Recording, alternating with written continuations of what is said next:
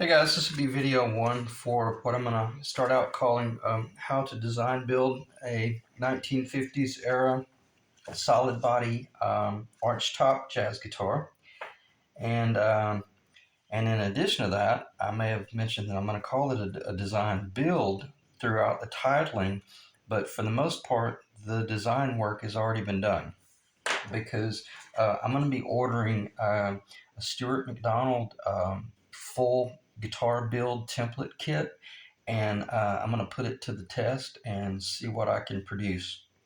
I've built guitars for a long time, and I won't go into that. I might in some other future video, but for the most part, I've built enough guitars to know that I built that one from scratch.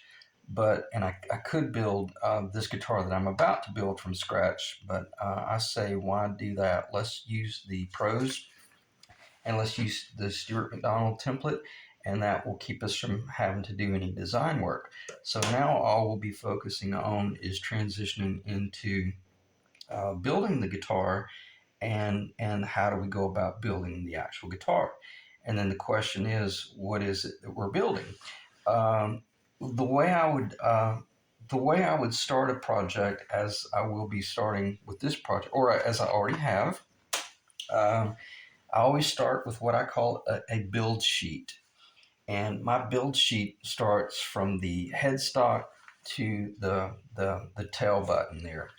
And I'm asking myself, I'm going to hit the broad strokes view first, and then I'll go into some detail here in a moment. But basically, I'm asking myself, what am I building? And the short answer on that one, I'm going to be building a 1954 to 1955 replica per the Stuart McDonald Les Paul templates.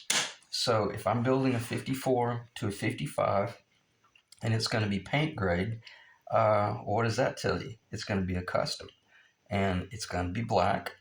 It's going to be it's going to have the real heavy carve work, probably the most pronounced. This is called a recurve. This is probably going to have the most heavily pronounced recurve that was ever introduced on a guitar of that small of a body, and it is absolutely stunning. It's so beautiful when you just go one more 16th of an inch deep in the carve. It's amazing. But in addition to that, since I've already defined what it is I'm building, I already automatically have all of the design work done. I know exactly what the body wood needs to be, the cap wood needs to be, the neck wood, the fretboard wood, blah, blah, blah, blah, blah, you name it. And I'll explain in a little while why I've got this replica guitar here that I built a long time ago on the table. And I'm going to stop looking at it because if I don't, I'll start talking about it. But with this build series, I'm going to be able to show you the importance of building a guitar out of all Honduran mahogany, and why we want to go with Honduran mahogany rather than just any old mahogany off the shelf. Even though mahogany is beautiful in its own right, we want to make certain that if I pick up this piece of mahogany and it's Honduran, and I pick up another piece of mahogany and it's African, or it's this, or it's that, or maybe it's Spanish cedar, maybe it's sapele. Everyone pronounces it differently. It may weigh 25% more, if not 30% more than this. And from a tonal standpoint, that's one of the first things I learned when I first started building guitars. The lighter you can make the instrument, the more resonant it's going to be. They were using Honduran mahogany for a very specific reason back in the 50s, and it's because those guys had been building guitars for 50, 60, 70 years already, and they knew the attributes of various species of wood.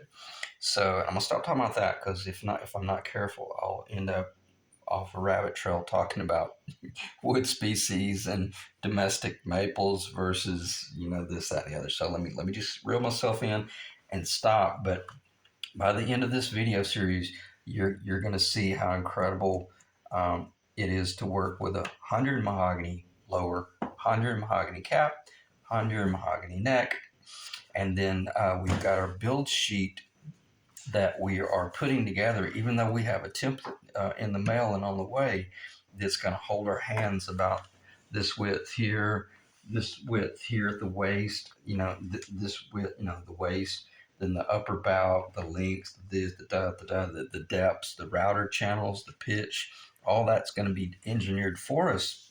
So all we got to do is invest in some really beautiful wood.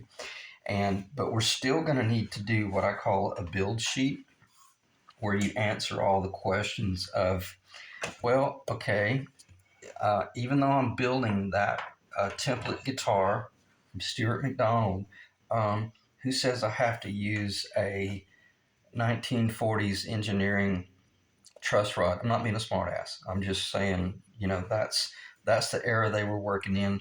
They did not have this truss rod back then. If they did, I sure wasn't aware of it, because I'm almost certain they didn't. But this is a modern design.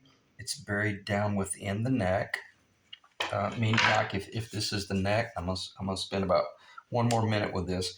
But if this is a cross section of the neck, here's the headstock. Here's the first fret location, the second, third, fourth, 12th, 11th, 12th, and then the heel, and then there's the tenon. So if you cut that neck in half, it would basically, I got it upside down, it would basically have, a modern guitar would have a truss rod, basically something like that right there. Or if it's a real thick neck, you can set the rod a little bit deeper and you can put a wood fillet in there, which I always do on my thick necked guitars. This guitar has this truss rod in it. Okay, and that's a 58, 59 replica. So, if we're sitting there, refining our build, this is probably the most critical decision that needs to be determined out of the entire build, bar none. Because everything else I do is going to be pretty much, everything else I do will be pretty much historically accurate. I don't think there'll be any other deviations at all.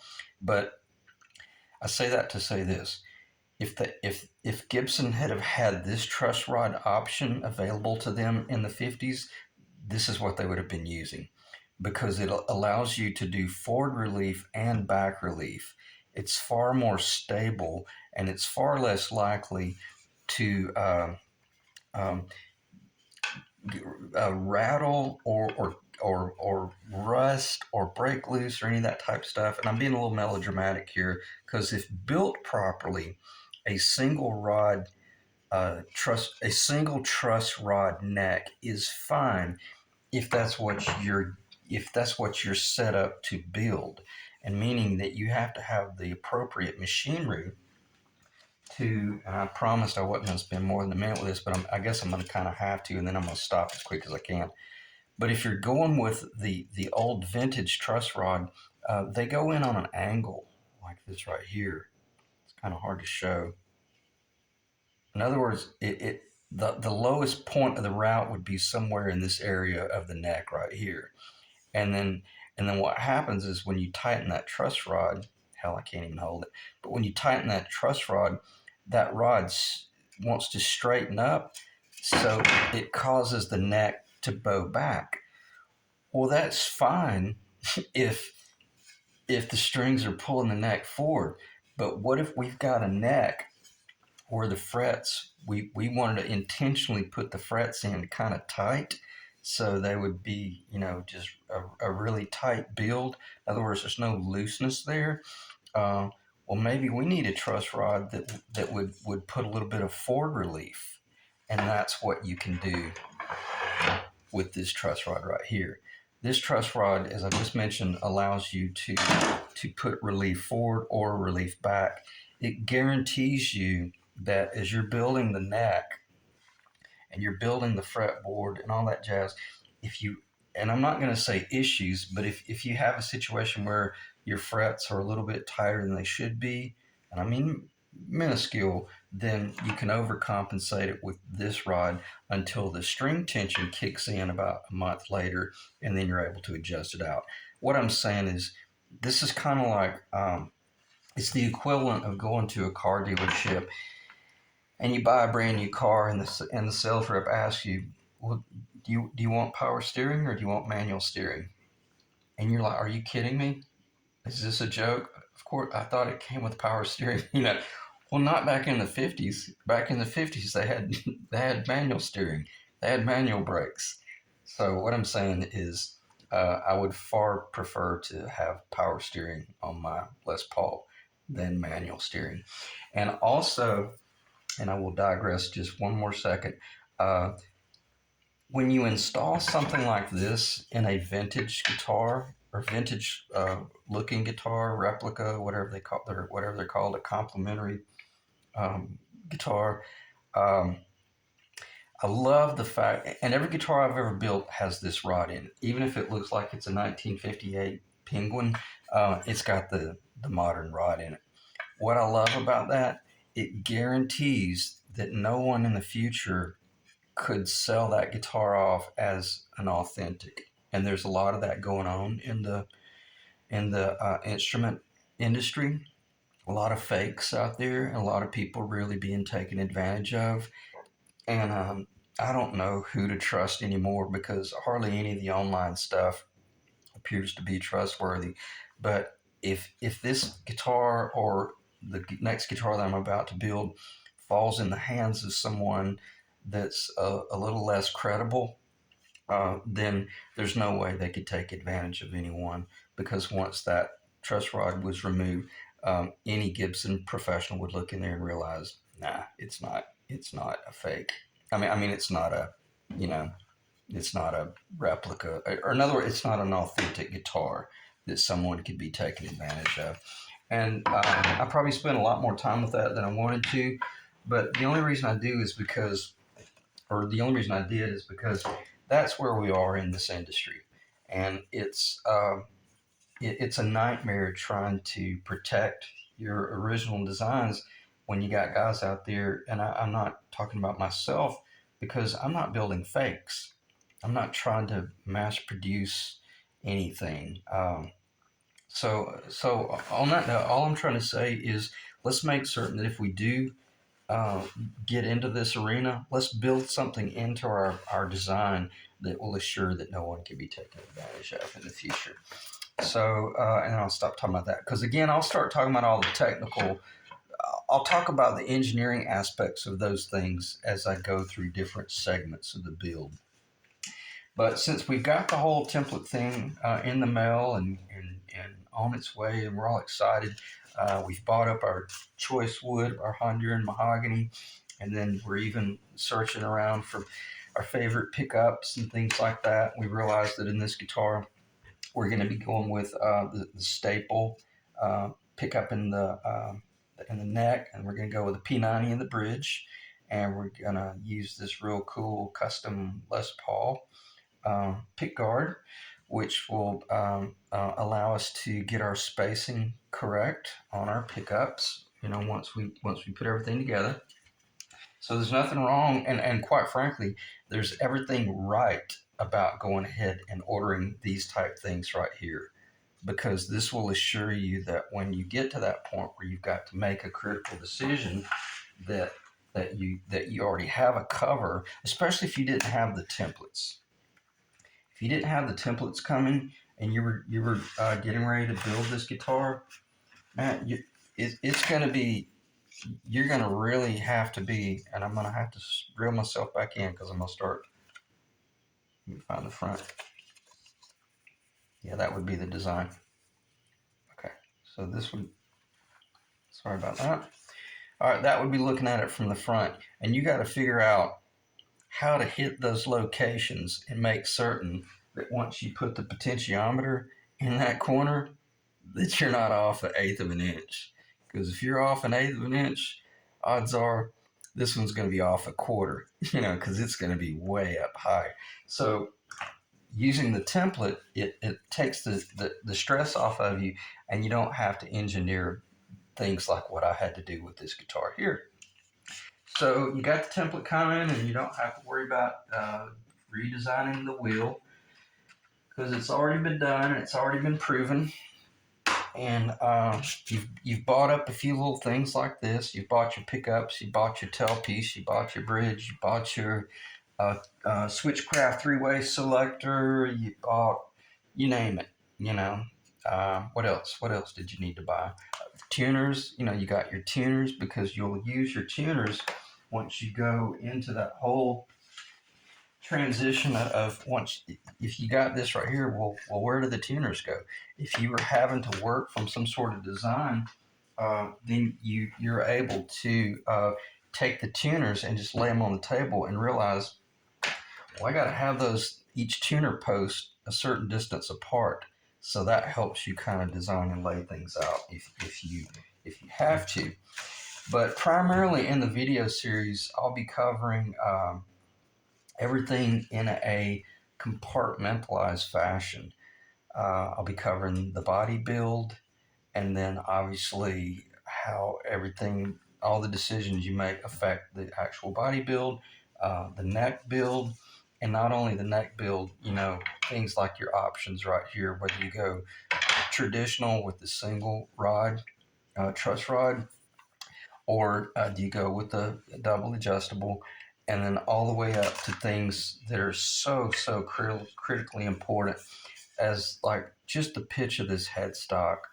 You know, this headstock is 17 degrees, and just because I wanted it to be. This is from the um, 1980 Gibson Les Paul Custom that I restored, which had a more shallow pitch, but I went ahead and pitched it down, and that guitar played and sounded incredible. And from my conversation with the owner last night, it still does. He's pretty happy with it, it seems. So anyway, so things like that, you know, and when you're sitting there looking at a big block of mahogany, well, you put it wherever you want. It doesn't. If you want it to be 14 degrees, that's fine, but just know that it's not what would have been stock. And the cool thing about the templates that are going to be coming tomorrow, um, I guarantee you that side profile template will be almost identical to that, except it will have a little bit. Let me just turn. See, this is what is this? This is a flying V. It's longer, and this is the 75 to 1982. But you can see how it was more modern and a softer curve, whereas the vintage 1954 Les Paul had a much more pronounced arc right there, and then even the heel. Where's the heel? Yeah, there's the heel. The heel is massive, big chunky heel. And what's cool, eventually you'll see that the guitar that I've designed and built from scratch, it's basically identical to what I'm holding here in my hands. So just by having the knowledge of, you know, certain radius targets and certain widths and certain thicknesses, et cetera, and certain trapezoidal paths, you know, I've built enough necks. Basically, the neck that's on that guitar is identical to a 1956 Scratch Silver Jet that I owned and restored years ago, 2006 or 2007, maybe 2005. So basically, that guitar has a Gretsch neck on it. And what is this right here? This is basically a Silver Jet. they're like a 1956 Silver Jet and the Les Paul. They were pretty much identical in that respect. I think they even had the same scale. So in other words, it's just a fat, chunky jazz neck, and but it feels incredible. That's what's on this guitar. The neck profile, and I put this template on there a little while ago. I was like, "Yep, I hit it now on it," and I didn't have the template when I built that guitar right there, and so I nailed it on the head. All right, let me check the time. We're at 19 minutes. I think I'm going to go ahead and end the video right there.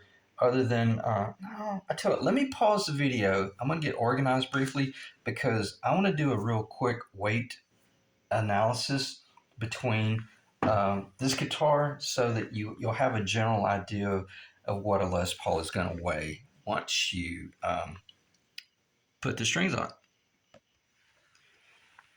Okay, one thing I will cover before I weigh the two guitars and do some analysis is if you don't have a template, or you can't justify spending the money to buy the actual templates, a couple of things you could do. You can design it yourself if you want, or if you got a buddy, that's got a guitar, there's nothing wrong with tracing it and just working from a tracing. Again, if this is for your personal guitar, for your own personal use.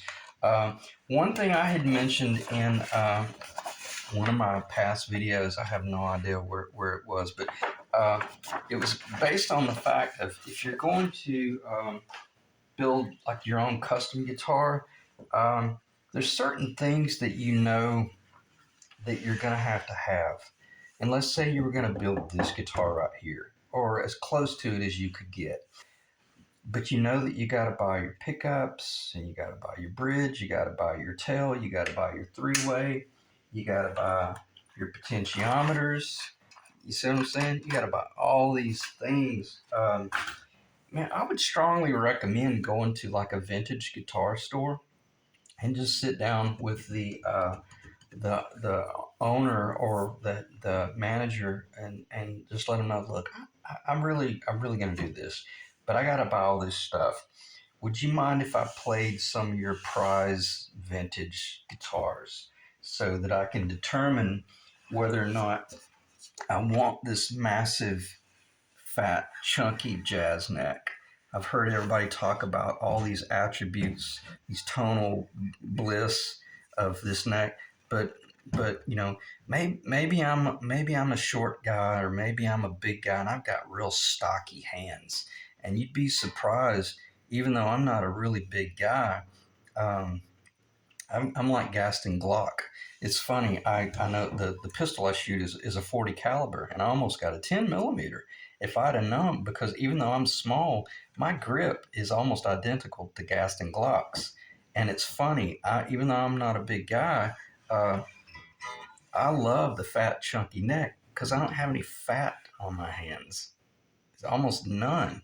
And I don't mean to go into a biological analysis of our bodies, but just because you're a big guy doesn't mean that you could handle a big, fat, chunky neck. You might be real stocky, or you might have real short fingers, and you might be like a Joe Pass type, and you have to have a thinner profile.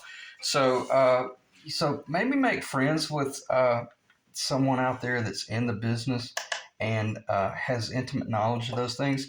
And they might say, man, sure, yeah, they might let you play some 1950s Strats, or Les Pauls, or Penguins, or Silver Jets. You might be blown away to realize, oh my God, the only thing I like about what is the way it looks. I hate that guitar now that I play it. So you got to proceed with caution when you're doing this stuff. All right, so on that note, let me get back on track here. Uh, and let me see if that's even in the camera. That should be fine. All right, I'm going to weigh it in pounds and in, let me make sure the neck is floating. I'm sorry, I should have set up. I always struggle when I'm weighing a guitar. It's hard to find the balance point. All right, let me see if that's in the camera. I mean, in the view. But I got to make certain that the headstock, if you see my point, I can't let the headstock touch. And I apologize for the recklessness here. I should have been more organized. All right, I'm going to pull it up and tear it. Okay, it is at 0. Okay, this guitar is 7.198 pounds. All right, bear with me a little bit because this guitar is not finished. Once you finish this guitar, I'm about to show you what it's really going to weigh. All right, again, take note, 7.198 pounds. I'll do the grams quickly. 3,265 grams. Okay, now we got to have our potentiometers, and we got to have a little bit of wiring, and our caps, and what did I do with the knobs? We're going to have We're going to have a pick guard, some Gibson knobs. Proceed with extreme caution. Excuse me, if you're building a Gretsch, because those Gretsch knobs are heavy. What else are you going to have? You're going to have a control cavity cover, a three-way selector cavity cover, and this guitar does not have a truss rod cover on it. What else am I missing? I think that's it, other than paint. And I had an online viewer remind me of the importance of how much paint weighs, and it's heavy. And this might be a little bit overkill, but right now that guitar is already up to 7.66 pounds. So once you get the whole guitar painted, and I do have tuners on this guitar, it's going to be 8.404 pounds. 3,812 grams. Okay, so we're looking at an 8.5 pound, basically an 8.5 pound guitar. Okay, and you're thinking, man, how did you pull that off? And it being a mahogany 59 burst replica, basically. This body is heavily chambered.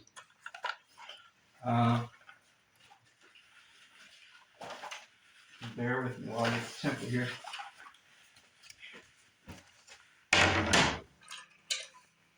Even though, and I've had to redo this video a couple of times because I got too long-winded, and I'm kind of forgetting what I may have talked about. So if I've already mentioned this, forgive me for repeating it. But this guitar is built more along the lines of like a Gretsch, like a penguin. But it's my own design, basically, where everything is chambered out so that, and I'll talk about this stuff in the future videos. In other words, this body is very heavily chambered, so much so that it probably took off 1.5 pounds, if not maybe a little bit more in weight. But does it sound like a Les Paul now? Probably not. It sounds more deep and more throaty, more hollow, but it doesn't have paint on it. So once you get the paint on it, that'll tame it down. But the reason I bring that up is you have to be careful when you're building these guitars. Let me see if I can just leave this on the table. When you're building these guitars, you kind of can't have everything and it still sound identical to a true 1950s guitar. Now this guitar is finished. It has all the wiring in it, all the, it's finished. There's nothing. Well, it's been finished for over a decade. Well over a decade. Let me see if I can get this out of the way.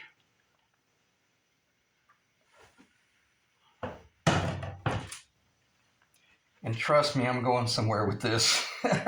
But it all boils down to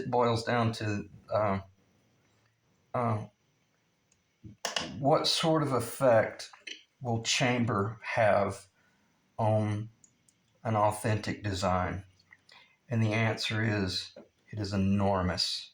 It will have an incredible impact on the finished tone.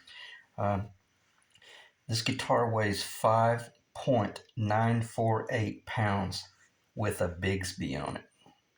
So that lets you know, me personally, this guitar is too light. I built it too light. It should have been heavier. I think the back is 1/4 inch thick. I know the sides are 3/8 of an inch, if not 5/16 of an inch thick. This top is an authentic hand-carved maple arch top, but it's a soft maple, and it has parallel braces in it. It's a jazz guitar. I built it just like I would have built my big hollow body jazz guitars, but I built it in a very small format. The grams would be 2,697 grams. So again, it's 5.95 pound, is under 6 pounds. That's an insanely light guitar with a Bigsby on it. So, but the difference is even the Penguin replica there, it doesn't even sound like an authentic Gretsch.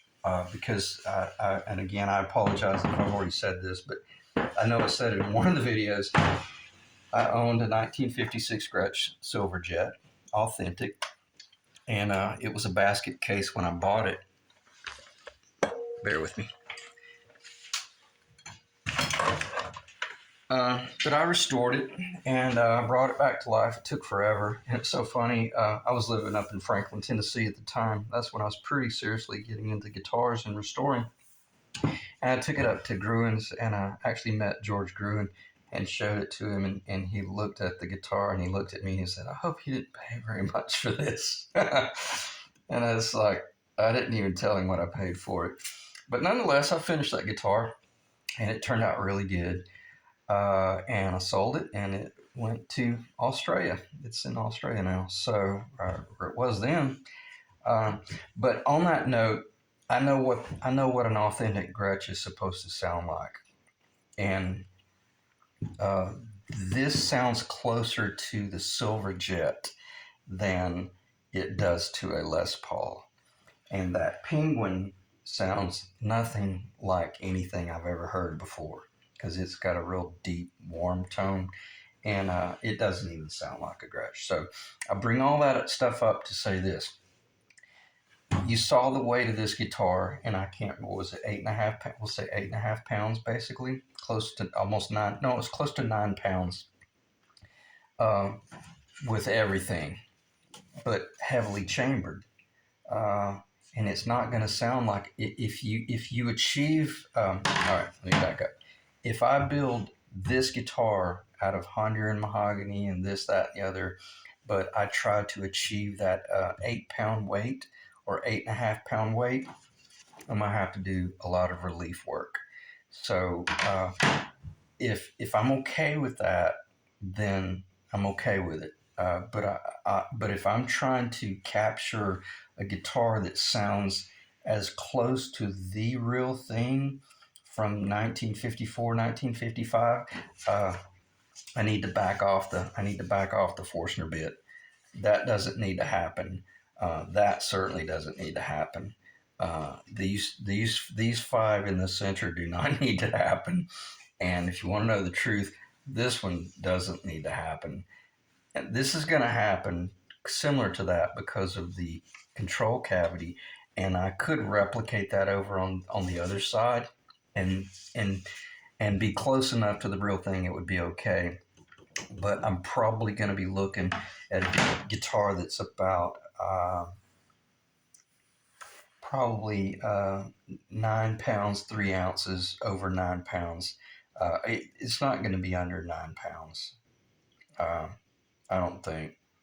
I don't think there'd be any way. So anyway, I kind of almost lost my train of thought there, but I just wanted to do this introductory video to let you guys know if you're going to do something like this, be prepared to make a real hard decision on the front end. Do I want it to look like this or do I want it to sound like that? And you can't have both. You got to pick.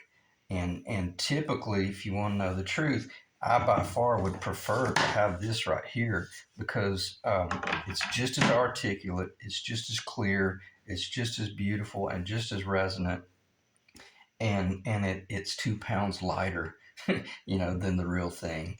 But if you're like a studio musician, a session musician, a professional musician, where you're going into a studio setting where they're expecting you to do some like Hank Garland or maybe a Joe Pass. I know he didn't play a Les Paul, but what I'm saying is if they're asking you to pull a certain weight or lift a certain weight, you better be able to do it. and you better make certain that you don't build a guitar that just looks like a 54, 55. If you truly want to ring like a bell and sound like that, then it needs to be solid.